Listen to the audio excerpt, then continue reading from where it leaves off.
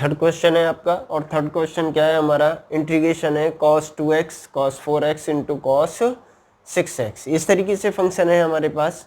तो हम यहाँ पर करते क्या है कि भाई इसे हम इस तरीके से लिख लेते हैं cos 4x और इंटू cos 2x, ये एक जगह कर लिया हमने, और cos 6x ये कर लिया हमने dx। अब देखो एक फॉर्मूला होता है हमारा ट्रिग्नोमेट्री में कि कहीं पर यदि cos a और इंटू cos b है हमारा, तो इसे हम क्या लिख सकते हैं, cos a प्लस b प्लस के cos a माइनस b। आप ऐसे भी रहने देते, कोई दिक्कत नहीं थी, क्योंकि cos minus theta cos theta के इक्वल होता है हमारा। ये आ गया हमारा। यहाँ पर यदि हम अप्लाई करते हैं तो ये जो आता है यहाँ पर 2 और होता है भाई, 2 cos a into cos b equal to होता है cos a प्लस b प्लस के cos a माइनस b। ये उसी से बनते हैं, cos c plus cos d का फॉर्मूला है। उल्टा करें, यदि हम इसमें लगाएं cos c plus cos d लगाएं तो यही आएगा आपका निकल करके, देख सकते हो आप अप्लाई करके। तो ये आ जाएगा हमारा, यहाँ पर क्या आ गया हमारा, cos a plus b, a की वैल्यू ये है हमारे पास और b की वैल्यू ये है, ये तो a है और ये क्या है हमारा b है। तो इसे लिख सकते हैं cos a, तो a की वैल्यू क्या है हमारे पास 4x प्लस के 2x प्लस cos 4x और माइनस के 2x। ये हमने फॉर्मूला अप्लाई कर दिया। इसमें क्या बचा हमारे पास, cos 6x लिख लिए यहाँ पर और इंटू dx, ये आ गया। क्या आ गया हमारा, ये बना हमारा cos 6x हो गया ये, और प्लस के cos, ये कितना बचा हमारे पास 2x आ गया। cos 6x बाहर लिखा हुआ है हमारा और dx। अब करते क्या है भाई, cos 6x की फिर मल्टीप्लाई कर देते हैं इसमें, और तो क्या आ जाएगा हमारा, ये आ गया cos स्क्वायर 6x हो गया भाई। cos 6x की cos 6x में मल्टीप्लाई हो रही है तो cos स्क्वायर 6x आ गया यहाँ पर, प्लस के cos 6x और इंटू cos 2x। देखो एक चीज़ और रह गई थी यहाँ पर कि भाई यहाँ पर 2 cos a into cos b था, तो ये cos 4x था, cos 2x था हमारा, 2 नहीं था यहाँ पर। 2 करने के लिए हमने क्या करा, यहाँ पर 1/2 और 2 की मल्टीप्लाई कर दी है, ठीक है ना, इस तरीके से।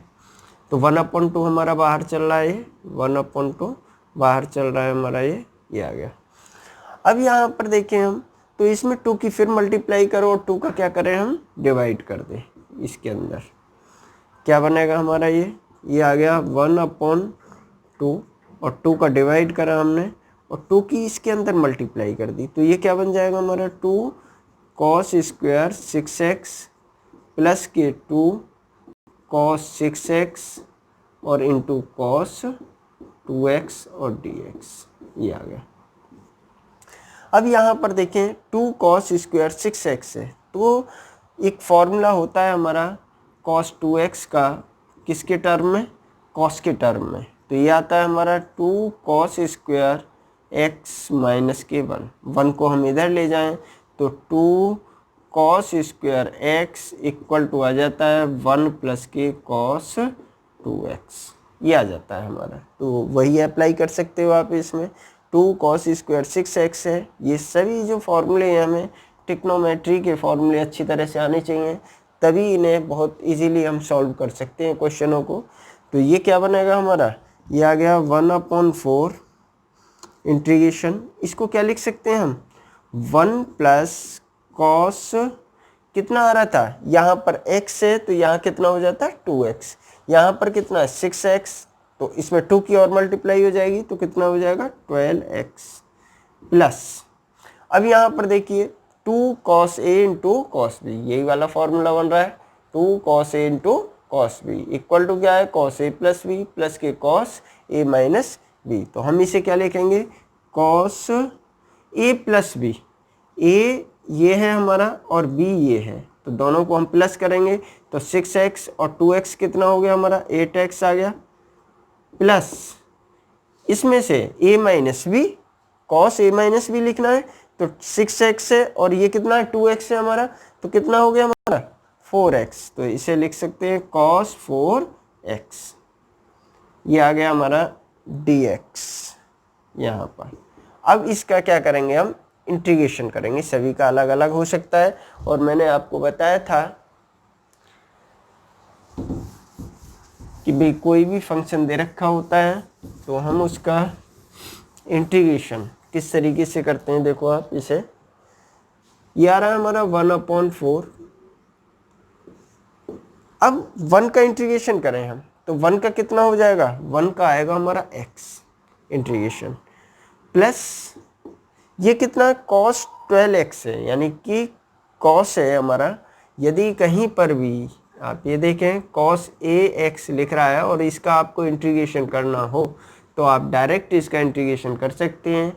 cos x का इंटीग्रेशन होता है हमारा sin x, हम इसको सपोज कर लेते हैं x, तो ax आ गया हमारा sin ax अपॉन में d/dx कर देते हैं, जो आपने सपोज करा था ax इसका, तो कितना आ जाएगा, x का 1 हो गया डिफरेंशिएशन और a आ गया हमारा, तो इसे हम 1/a sin ax इस तरीके से लिख सकते हैं। तो यहाँ पर यही अप्लाई करूँगा मैं। यहाँ पर कितना है हमारा 12x है, तो कितना आ गया sin, a की वैल्यू कितनी है हमारी, यहाँ पर 12 है हमारी, तो ये आ गया 12x अपॉन के d/dx करेंगे किसका, 12x का, ये प्लस cos 8x है तो इसको क्या लिखेंगे sin 8x अपॉन के d/dx करेंगे किसका, 8x का। आप t सपोज करके भी कर सकते हैं, प्लस इसी तरीके से ये हमारा, ये आ गया हमारा sin 4x अपॉन के d/dx और कितना आ गया 4x आ गया, ये प्लस के c और कर देंगे भाई इसमें। ये था हमारा, इसका डिफरेंशिएशन कर लो, नीचे जितने भी टर्म लिखे हुए हैं आपके, क्या आ जाएगा हमारा, ये आ गया 1/4 x प्लस के sin 12x अपॉन के, देखो x का 1 हो गया, कितना आ गया 12 प्लस sin 8x अपॉन के, x का 1 हो गया, क्या आ गया हमारा 8 और प्लस के sin 4x अपॉन के 4 और प्लस के c। ये इसका इंटीग्रेशन था हमारा, इस तरीके से हमें करना है। नेक्स्ट क्वेश्चन देखते हैं इसका, क्वेश्चन नंबर 4 है आपका, इसका क्वेश्चन नंबर 4 देखते हैं। समझ में आया होगा ये आपके, केवल यहाँ पर आप चाहें तो आप इसे t सपोज करके भी कर सकते हैं और चाहें तो आप डायरेक्ट इस तरीके से भी कर सकते हैं। इसे 4 है आपका और 4 क्वेश्चन है हमारा sin की क्यू 2x + 1 dx। इसका हमें sin की क्यू 2x + 1 का हमें इंटीग्रेशन करना है। तो हम करते क्या है इसमें, देखो हमें q दे रखा है, sin 3 थीटा में q आता है हमारा। यदि हमारे जो हमने फॉर्मूला ट्रिग्नोमेट्री में पढ़ा, sin 3a इक्वल टू होता है 3 sin a माइनस के 4 sin की q और a, ये था हमारा फॉर्मूला। यहाँ पर देखें, क्योंकि हम यहाँ पर कन्वर्ट करेंगे इसे sin 3a और sin a में, तो हम क्या करते हैं 4 sin की qa को इधर लेके आते हैं, तो 4 sin की qa equal to 3 sin a minus sin 3a, ये आ गया हमारा। इस 4 का डिवाइड करें तो sin qa इक्वल टू आ जाएगा 1/4 sin 3 sin a माइनस के sin की qa, ये आ गया हमारा। अब हम यहाँ पर देखें भाई, यहाँ पर भी तो यही है sin की q, और इस कंप्लीट को a सपोज कर ले तो हमारा यही फॉर्मूला बन रहा है। तो हम इसको क्या लिख सकते हैं, इसको हम लिख सकते हैं sin, क्या है हमारा q है, sin की q 2x + 1 है, तो हम क्या लिखेंगे इसे हम लिखेंगे 3 sin a, तो 3 sin a की वैल्यू क्या है हमारे पास 2x + 1 माइनस साइन 3 और a की वैल्यू क्या है हमारे पास 2x प्लस 1 और भैया बाहर कितना आ रहा है 1/4 तो हम यहाँ पे क्या लिख देते हैं 1/4 इस तरीके से।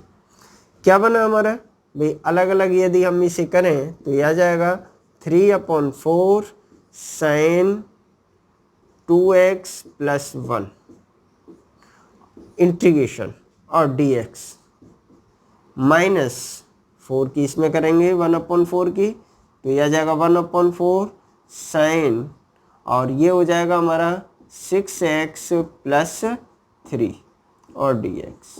ये अब यहाँ पर देखें हम 3/4 है, इसको देखें साइन का यदि हम इंटीग्रेशन करते हैं साइन x dx तो कितना आता है भाई हमारा माइनस के cos x प्लस c, यही तो आता है हमारा इंटीग्रेशन। अब यहाँ पर यही अप्लाई करें हम इसको कंप्लीट को हमने x सपोज कर लिया तो हमारे लिए साइन x हो गया और साइन x का क्या होता है हमारा साइन x का होता है हमारा cos, लेकिन कैसा है माइनस का cos और x की वैल्यू क्या है हमारे पास 2x प्लस 1 अपॉन में इसका d/dx कर देते हैं किसका जो हमने सपोज करा था कितना करा था 2x प्लस 1 ये आ गया माइनस